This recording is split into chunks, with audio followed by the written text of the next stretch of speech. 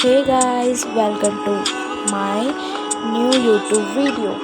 You are watching Akansha Makeup Artist. और मैं उठ गई हूँ अभी सुबह सुबह आई हूँ। पापा का फ़ोन ना टूट गया था तो फ़ोन ठीक कराने सर्विस सेंटर। और गाइस मेरी दुकान यहाँ पे हम आए सर्विस सेंटर के लिए फ़ोन ठीक कराने पापा का। अब देखो करते नहीं करते। और गाइस सॉरी इतने टाइम से आपसे शुरू हो गया मेरा ब्लॉग क्यों नहीं आ रहा। तो गाइस मैं बहुत ज़्यादा बिजी थी करवा चौथ की वजह से, इस वजह से मेरा ब्लॉग नहीं आ रहा था। और मैं पापा के साथ आई हूँ सर्विस सेंटर। देखो मेरा फ़ोन ठीक होता है या नहीं होता। और गाइस मिलते हैं आपको थोड़ी देर में। गाइस फ़ोन मिल रहा है और ये भैया फ़ोन करेंगे 1500 का, इसमें वो डलेगा। फिर पापा गाइस हम आके बैठे हैं फ़ोन की दुकान पे। यहाँ हो रहा है पापा का फ़ोन ठीक। पापा का फ़ोन ठीक हो रहा है। ये रहा पापा का फ़ोन। घर आ गई थी, पापा का फ़ोन ठीक हुआ नहीं, ऑन ही नहीं हुआ। 2 जगह दिखाया वहाँ पे, ऑन ही नहीं हो रहा। वैसा मैं घर आ गई हूँ। देखो मम्मी की मेहंदी।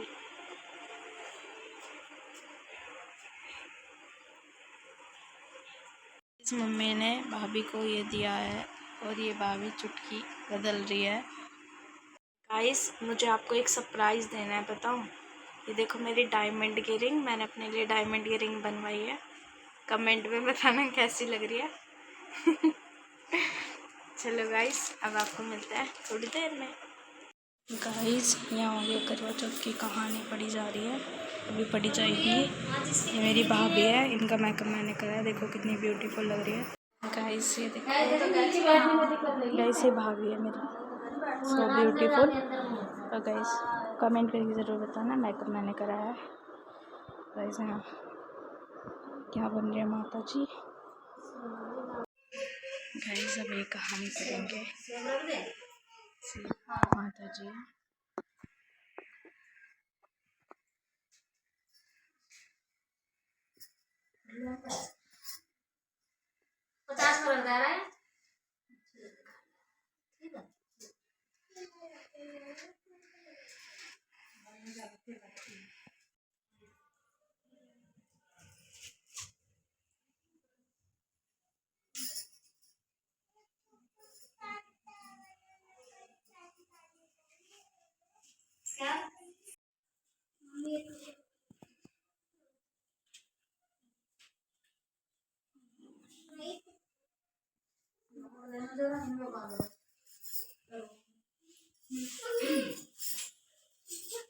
भोजन करूंगी।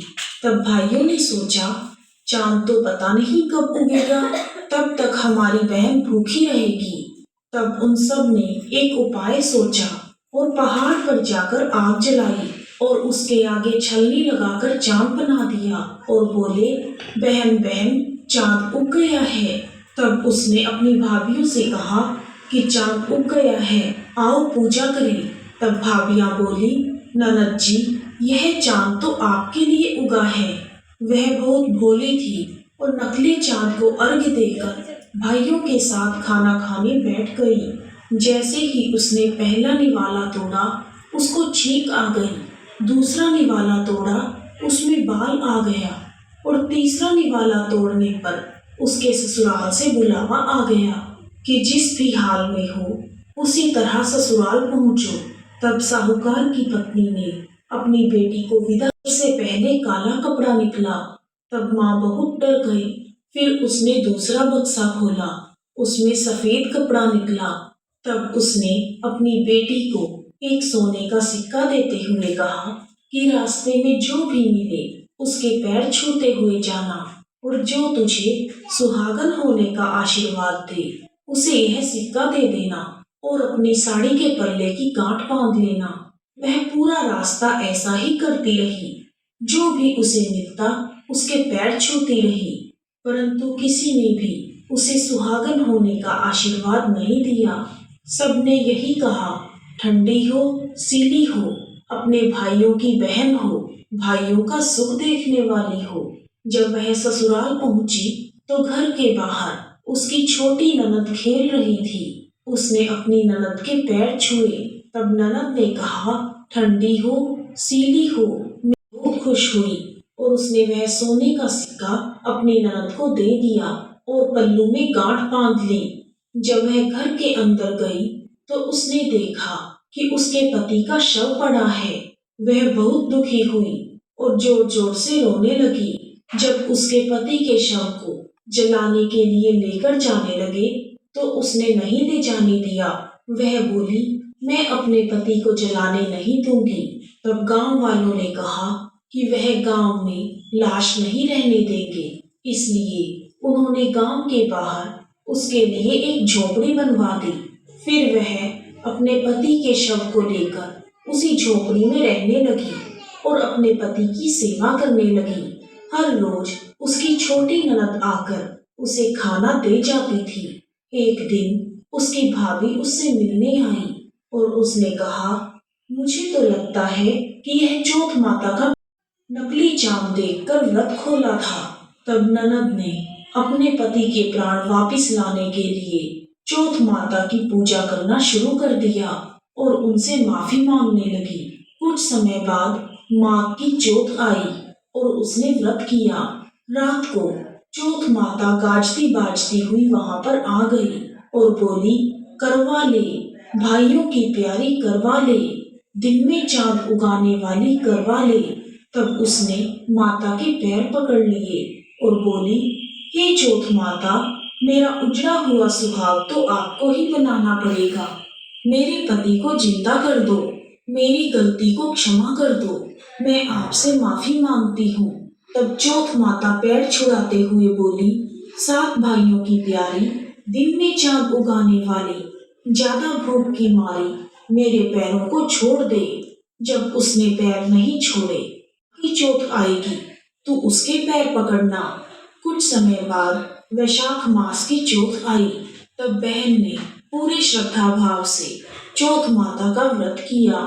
फिर शाम को जब चौथ माता प्रकट हुई तो बहन ने उनसे भी अपने पति को जिंदा करने की प्रार्थना की।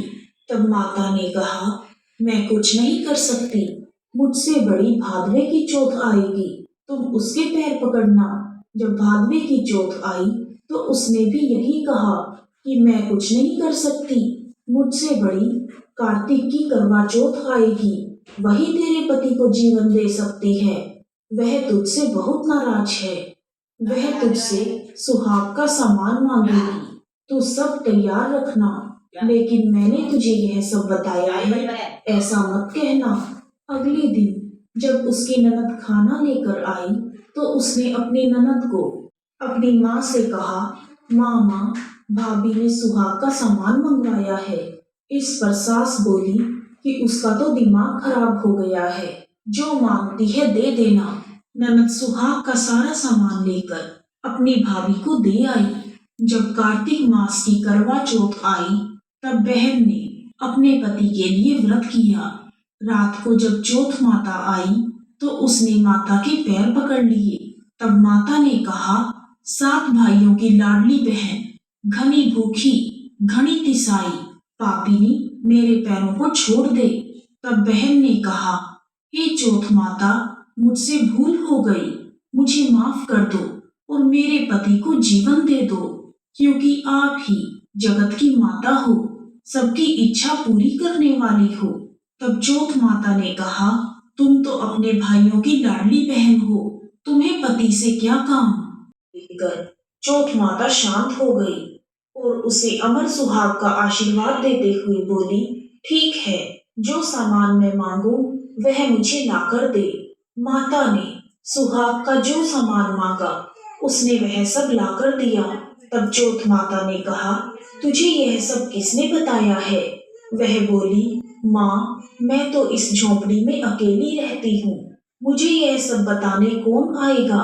तब चौथ माता ने मांग में से सिंदूर, नाखूनों में से मेहंदी, आंख में से काजल निकालकर छोटी उंगली से उसे छींटा दिया। तब देखते ही देखते उसका पति जीवित हो गया। चौथ माता ने उसके पति को जीवित कर दिया और सदा सुहागन का आशीर्वाद दिया।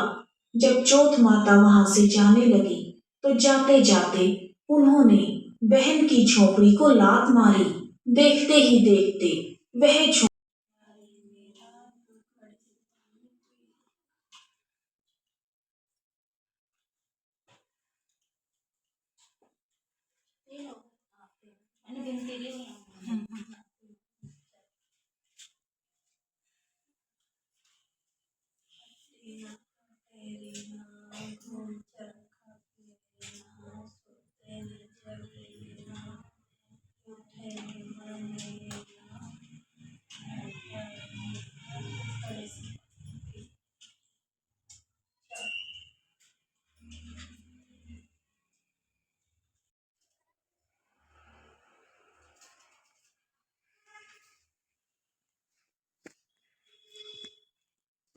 ये किधर उड़ा जाएगा।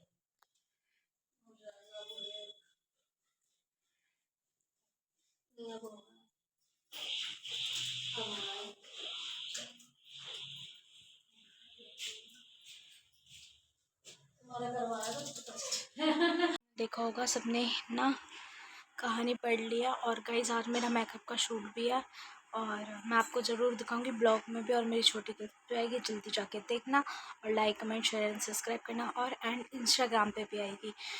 तो गाइस अब मेकअप 6:30 बजे का है, अभी 6 बज रहे हैं और देखो वो कितने बजाते हैं। और मैं आपको आज का पूरा मेकअप दिखाऊंगी। और गाइस मिलते हैं अब थोड़ी देर में। और गाइस आपने भाभी का मेकअप देखा होगा, कमेंट में बताना कैसा लगा। गाइस यहाँ हो रहा है party makeup.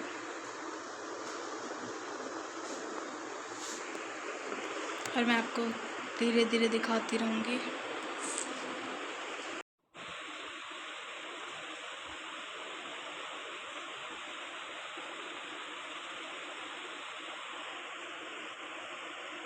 Hello guys, good morning. मैं अभी भी सो के उठी हूँ। और गाइस कल हम बहुत ज़्यादा थक गए थे क्योंकि पार्लर का सामान सुनीता और मैंने लिया था। क्योंकि अब हम होम सर्विस देंगे और हमें ना जॉब मिल रही है गाइस। तो हम जॉब करेंगे और हम होम सर्विस देंगे। तो इस वजह से पार्लर का सामान हमने ले लिया था। तो बहुत ज़्यादा थक गए थे गाइस। तो मैं सो गई थी, ब्लॉग का ऐड नहीं कर पाई थी। तो मैं ब्लॉग का ऐड वो, अगर मेरा ब्लॉग अच्छा लगा तो like comment share and subscribe करना। मिलते हैं आपको नेक्स्ट ब्लॉग के साथ। Bye, take care.